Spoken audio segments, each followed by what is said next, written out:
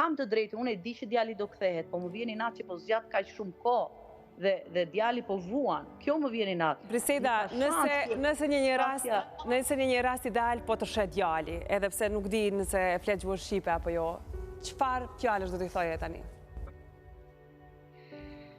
Anthony, mami do luftoj shumë për ty dhe unë nuk do ndaloj asnjëherë me pikën e gjakut tim të fundit.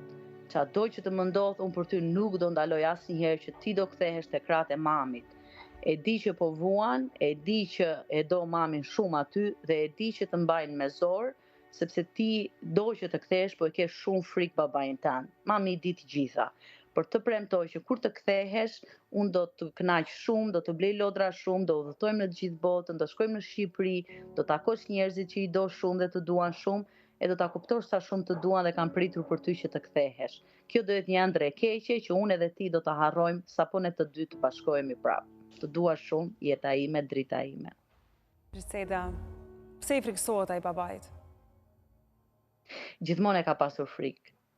Jati e ka qelluar që të vogël, Jati është një person narsisist, është një person që i ndryshon humori, pa ai e kontrolluar vetë, do ilaçe, ka probleme me shëndetin mendor dhe nuk merr ilaçe, nuk e pranon, ka qenë i dhunuar i vogël, ka qenë shumë i dhunuar i vogël, ka qenë i bullizuar dhe këtë e shkakton dhe tek njerëzit që i do.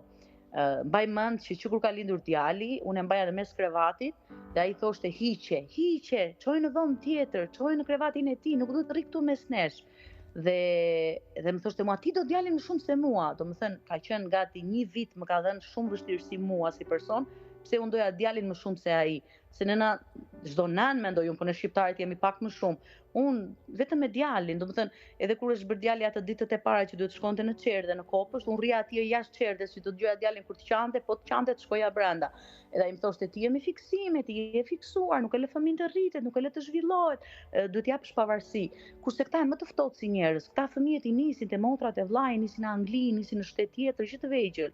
I fusin nëpër këto shkollat boarding school që nuk i shikojnë prej muajsh, gjë që ne shqiptarët nuk e bëjmë dot. Edhe mendoj se kjo krijoi shumë probleme dhe e ka qelluar, e ka lënë vetëm, e ka troshitur kur qante për mua, dhe fëmia e kupton këto dhe ajo ngritja e zërit të tij në shtëpi kur bërtiste, fëmia dridhej kështu dhe